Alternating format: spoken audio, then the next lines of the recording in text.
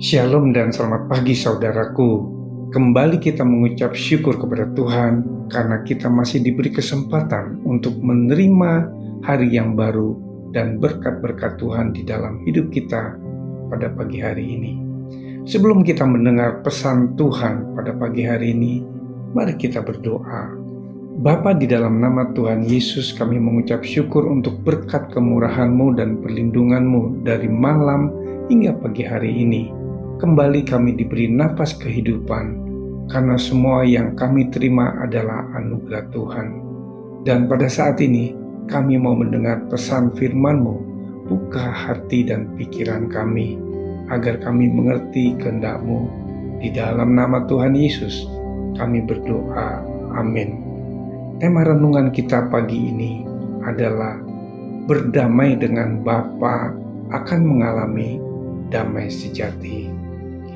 Firman Tuhan diambil dari Kolose 1 ayat 15-20. Demikian firman Tuhan.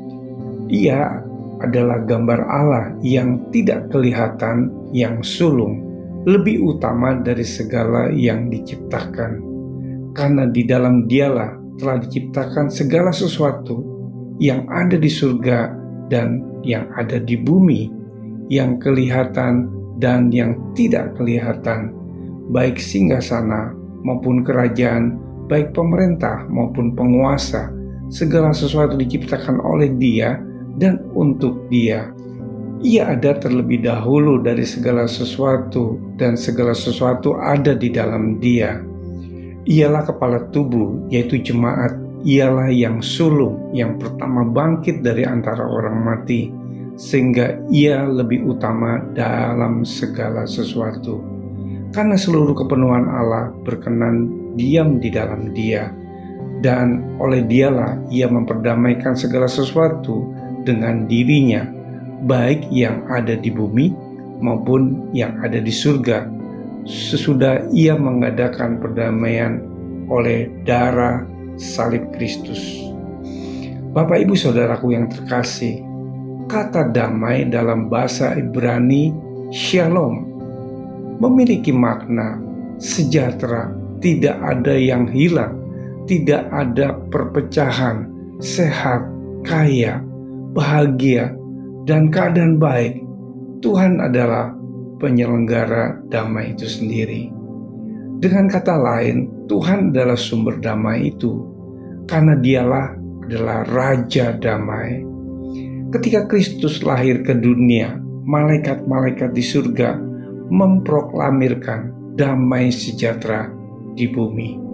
Dan tiba-tiba tampaklah bersama-sama dengan malaikat itu sejumlah besar bala tentara surga yang memuji Allah. Katanya, kemuliaan bagi Allah di tempat yang maha tinggi, dan damai sejahtera di bumi di antara manusia yang berkenan kepadanya. Apakah sebelum Kristus lahir tidak ada damai di bumi? Sebelum Kristus menjadi korban pendamaian, manusia hidup dalam perseteruan dengan Bapa di surga oleh karena dosa dan kejahatan yang diperbuatnya. Hal ini ditegaskan oleh Rasul Paulus, karena Dialah damai sejahtera kita, yang telah mempersatukan kedua pihak dan yang telah merubuhkan tembok pemisah, yaitu perseteruan. Tidak bisa dibayangkan, selama ribuan tahun manusia hidup dalam perseteruan dengan Bapa di surga.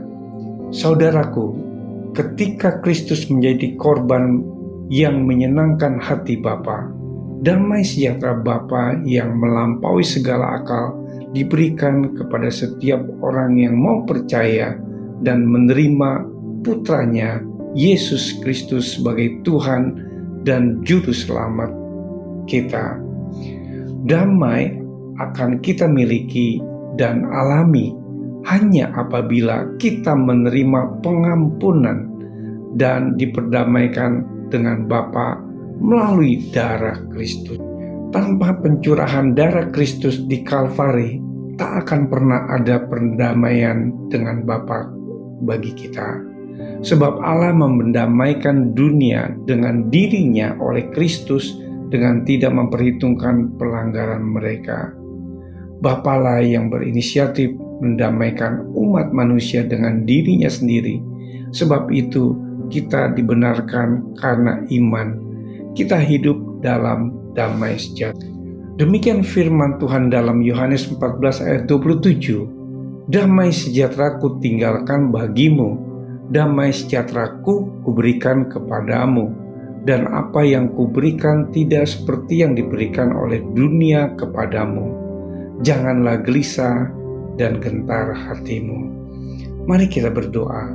Tuhan Yesus, terima kasih untuk renungan firman-Mu pada pagi ini. Tuhan, kami bersyukur buat kasih-Mu di sepanjang hidup kami, sehingga kami boleh merasakan kebaikan dan damai sejahtera Tuhan. Kiranya Roh Kudus membimbing hidup kami setiap hari supaya kami dapat mengerti isi hati Tuhan dan kehendak Tuhan. Hanya di dalam nama Tuhan Yesus kami berdoa. Amin. Selamat beraktivitas, Tuhan Yesus memberkati.